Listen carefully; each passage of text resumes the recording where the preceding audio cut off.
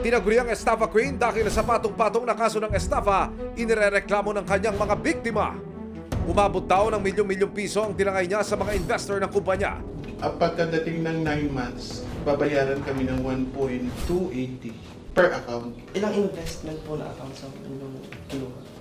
8. Gano'ng karami itong nailabas nyo para sa kumpanyang ito? I think 388. Sa account ko, mga 8 million. Isa rin siya sa most wanted ng PNP. Actually, yung warrant niyang anim doon, no bail yun. So, listed siya as number 1 most wanted ng regional level, provincial level, municipal level, at saka city level. Hanggang sa makatanggap ng tip ang mga otoridad na nagtatago sa Abra ang suspect. So, agad bumuo kami ng isang tracker team para bumiyahe purposely, huliin siya dun sa isang liblib na lugar ng Abra. Kaya nito lang October 12, 2023, sa bisa ng 7 warrant of arrest laban kay Yvonne, agad na nagtungo ang Philippine National Police, Criminal Investigation and Detection Group, Detection and Special Operations Unit o PNP CIDG DSOU sa Abra para hulihin ang suspect. Pagdating sa Abra, agad na isinagawa ang briefing at planning sa paghuli sa suspect. Dumiretso na ang mga pulis sa target location. Kahit sa likod ka tumakbo, okay lang yan. Okay lang yan kasi ang maano lang natin, huwag nang makapasok ng bahay. Yun lang po, pinaka-focus natin. Hindi na siya makapasok sa loob ng bahay. Tara, tawagan mo, sabihin mo, pwesto tayo sa malapit. Pagdating sa lokasyon, nagmanman muna ang mga otoridad. Yan yung kapilya, bago dumating sa kanya. Ayan, ito yung bahay ng target, sir.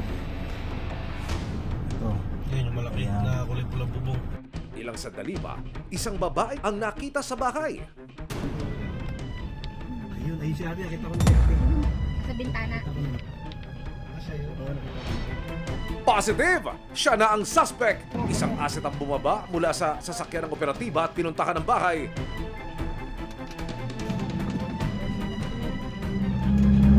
Diretso mo lang, diretso mo. Ayun na. Ayun na, nakasama ko. Tigil dito.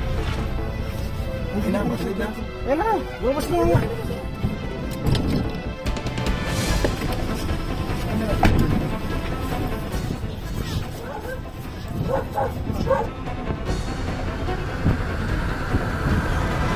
Dede, dito ka, mga pulis mo kami.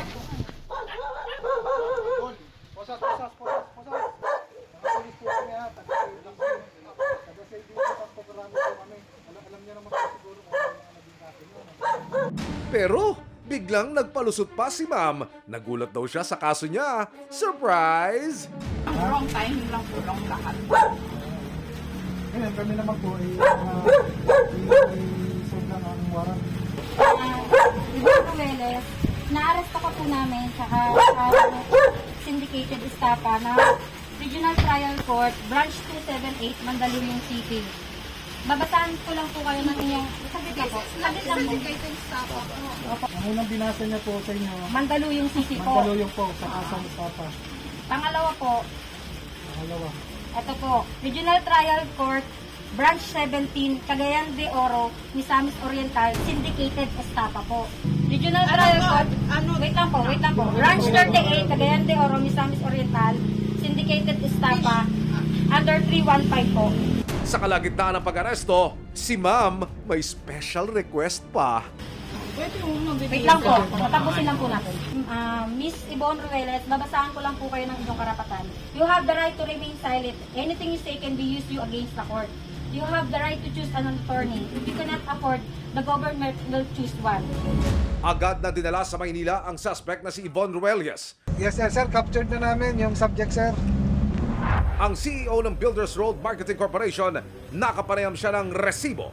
Hindi ko po intention na magtago. Hindi ko intention. Sadya sinadya kong hindi magparamdam kasi bala ko pong aayusin ang lahat ng ito. Sa lahat ng members, nagkataon lang siguro na biktima lang tayo ng pandemic na ito. Naharap sa patong-patong na kaso ng estafa at syndicated estafa ang suspect at kasalukuyang nakakulong sa Mandaluyong City Jail. Panawagan ng PNP, lumapit sa kanila ang sinumang nabiktima pa ng suspect.